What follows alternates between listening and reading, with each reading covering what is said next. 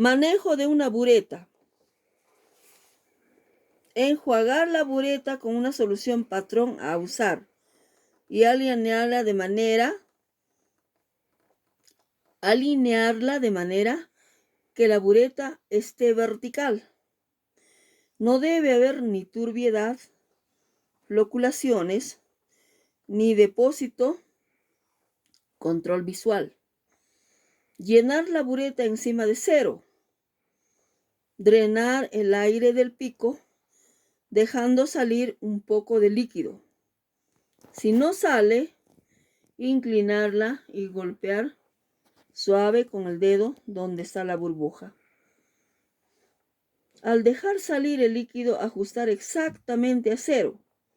La lectura debe efectuarse a la altura de los ojos, nivel sin paralaje. Eliminar la gota eventualmente adherida a la punta de salida.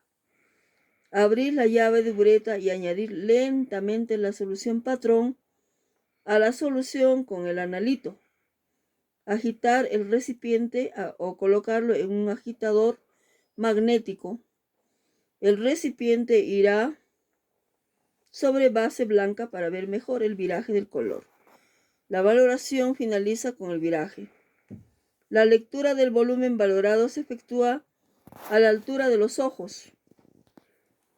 Si hay una gota adherida al pico de la bureta, se toca este con la pared interna del recipiente. Para adicionar la gota, púas forma parte del volumen valorado. Para una nueva valoración, ajustar a cero, pues siempre se inicia ahí. Enrasar a cero. Al hacer valoraciones también se usan matraz aforado, pipetas aforados, matraz en Meyer. Para manejo de una bureta, en primer lugar lo que tenemos que hacer primero, lavar la bureta con abundante agua y detergente. Luego, secar. Debe estar limpio la bureta, seco. Luego, después de haber, para utilizar ya la bureta, se tiene que enjuagar con la solución que vamos a utilizar. Por ejemplo, si es ácido clorhídrico, tenemos que lavar con un poco de ácido clorhídrico la bureta, ¿no? Tenemos que enjuagar con esa solución a usar. Y luego la bureta debe estar colocada en un soporte universal en forma vertical. No debe haber ninguna inclinación. No debe existir ninguna turbiedad, ni depósitos, nada, ¿no? Tiene que estar completamente limpio. Luego, después de esto, se va a llenar la bureta por encima del cero. En la parte superior está la graduación cero. Por encima de este cero del tubo de la bureta, se tiene que llenar con el líquido, ¿no? Llenar la bureta por encima de cero. Luego, drenar el aire del pico dejando salir un poco de líquido. Debajo del pico de la llave se tiene que abrir y dejar salir un poco de líquido. Si no sale, inclinarle y golpear un poco suavemente con el dedo, donde está la burbuja. A veces se forman burbujas, ¿no? Estas burbujas tienen que eliminarse con un golpecito suave, ¿ya? Inclinándole un poco la bureta. Luego, al dejar salir ya el líquido, cuando ya empieza a salir el líquido, ajustar exactamente a cero ya. Ahí se tiene que ya enrasar a cero.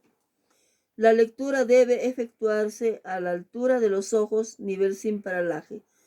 O sea, cuando hacen la lectura, debe estar directamente a la altura, al nivel de los ojos. ¿Ya? Eliminar la gota eventualmente adherida a la punta de salida. Se va a observar que en la punta de salida de repente va a haber una gotita por ahí, entonces hay que eliminar, ¿no? Acercarle un pedazo de papel filtro para poder sacar esa gotita que puede estar adherida a la punta del tubo. Luego, abrir la llave de la bureta y añadir lentamente la solución patrón a la solución con el analito. En este caso, debajo de la bureta yo voy a tener un matraz Erlenmeyer con una solución, un líquido.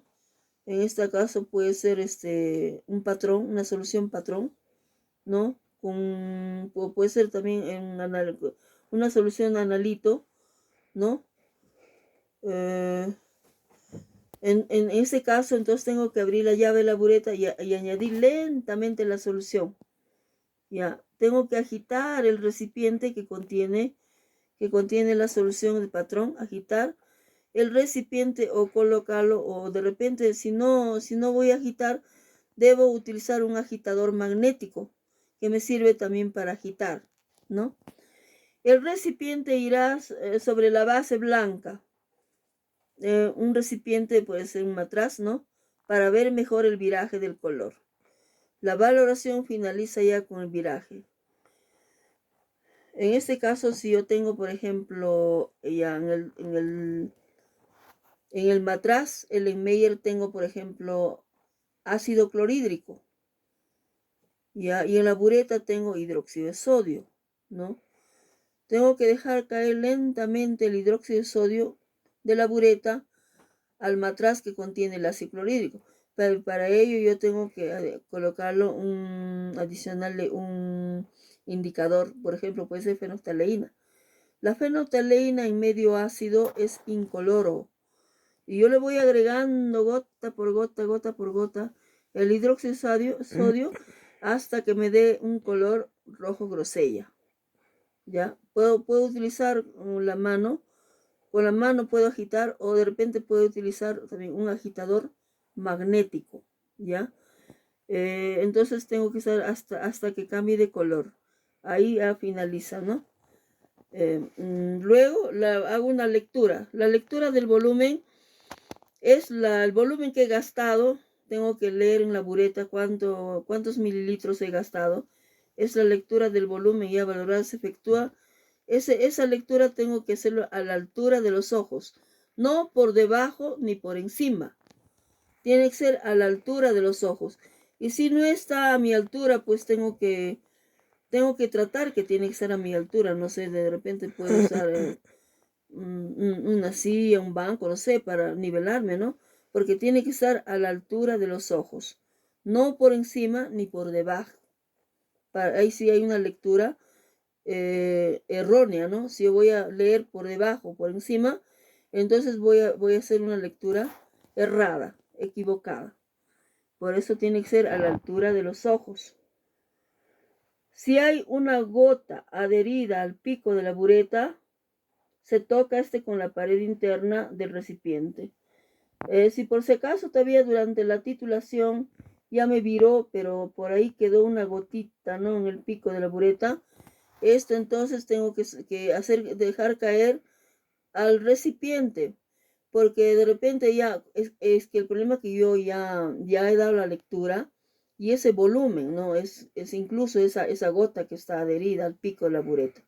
Entonces por ello tengo que dejar caer al mismo matraz, tengo que dejar caer por la pared, ¿no? Tiene que caer esa gotita al matraz.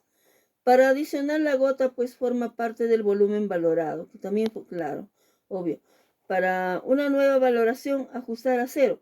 Si yo nuevamente quiero valorar, ya tengo ya el resultado del gasto del volumen, entonces si yo quiero nuevamente hacer otra medida, tengo que, una valoración nueva, tengo que nuevamente ajustar a 0. Tengo que llenar nuevamente la solución hasta 0. Pues siempre se inicia ahí, engrosar hasta 0. Al hacer valoraciones también se usa, claro, se puede usar matraz aforado, pipetas aforadas, matraz Erlenmeyer, etc.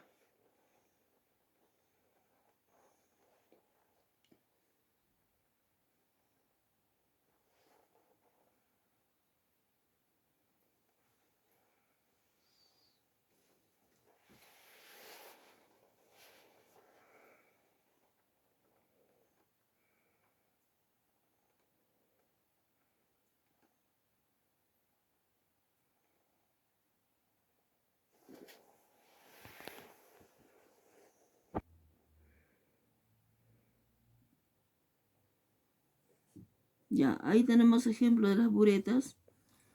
Buretas automáticas y buretas simples. Pueden observar bien las buretas.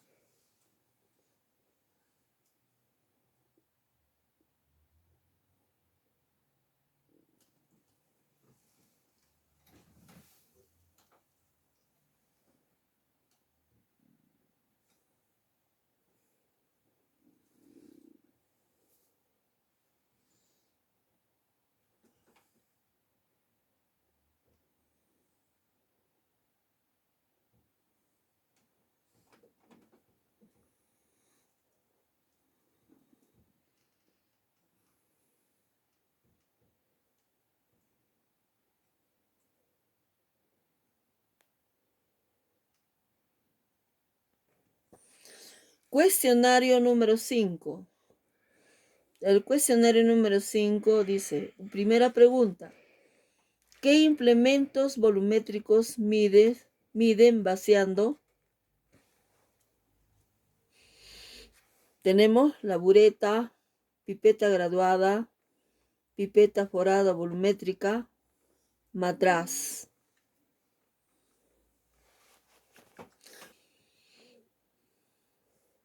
Pregunta 2. ¿Para qué se usan los implementos que se manejaron en esta práctica? Se utilizan para realizar la medición de volúmenes de un líquido.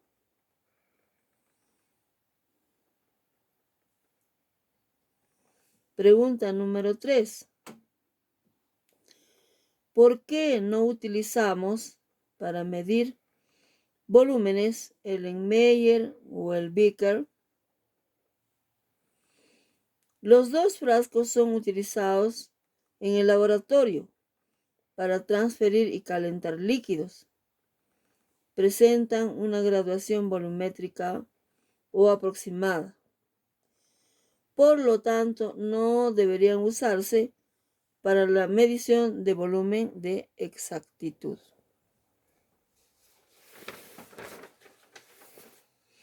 Pregunta número 4. ¿Cómo determinarías el volumen de una gota de agua? Diseña una experiencia para comprobarlo. Respuesta. Teniendo en cuenta que al experimentar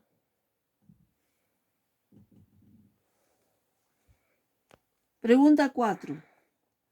¿Cómo determinarías el volumen de una gota de agua? Diseña una experiencia para comprobarlo. Teniendo en cuenta que al experimentar con la bureta la cantidad de gotas promedio que hay en 1 mililitro de agua,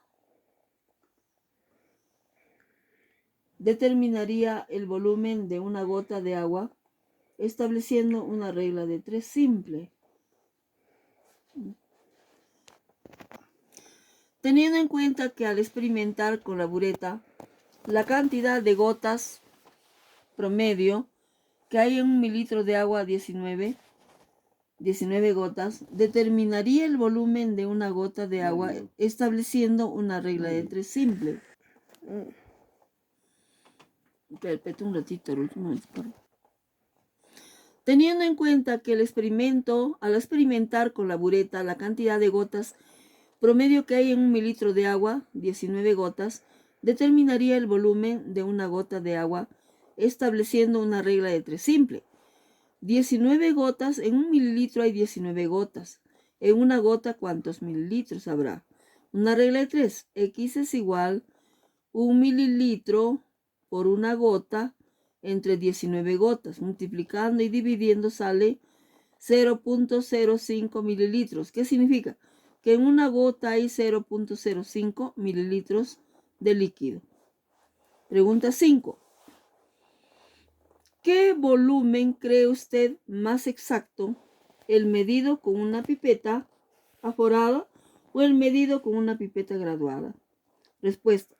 El volumen más exacto es de la pipeta aforada, ya que ésta se encuentra calibrada para verter un volumen. Es decir, sus resultados son más exactos y existen menos tolerancia de error.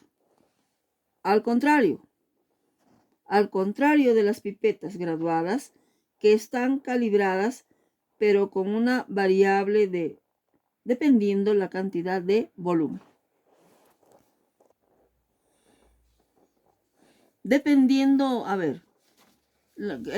Al contrario de las pipetas graduadas que están calibradas pero con una variable dependiendo la cantidad de volumen, existe error.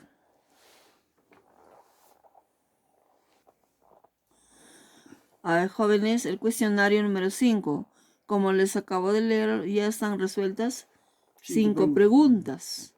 La pregunta 1, 2, 3, 4 y 5 ya está resuelta. La pregunta 1 dice, ¿qué implementos volumétricos miden vaciando? ¿Para qué se usan los implementos que se manejaron en esta práctica? ¿Por qué no utilizamos para medir volúmenes el Erlenmeyer o el Beaker? 4. ¿Cómo determinarías el volumen de una gota de agua? Diseña una experiencia para comprobarlo. Pregunta 5. Entregar los cuadros llenados. Pregunta 6. ¿Cuál es la medida correcta de un líquido en una probeta si esto es cóncavo? Dibujar.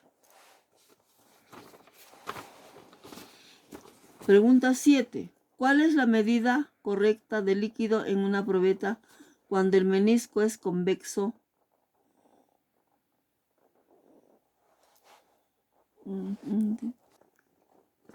Pregunta 7. ¿Cuál es la medida correcta de líquido en una probeta cuando el menisco es convexo? Dibujar.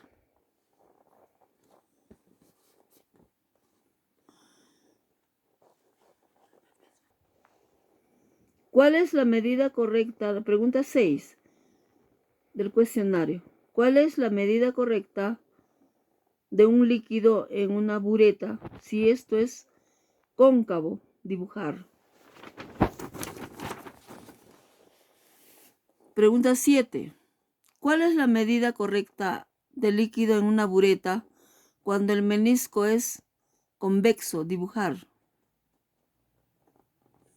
Pregunta 8. ¿Por qué razón se forma el menisco convexo y por qué el cóncavo? Menciona ejemplos. A 2 preguntas será. 8. Pregunta número 8. ¿Por qué razón se forma el menisco convexo y por qué el cóncavo? Mencione ejemplos. Pregunta 9. ¿De qué medidas son las pipetas en el laboratorio? Pregunta 10. ¿En qué se diferencia una pipeta graduada de una forada volumétrica?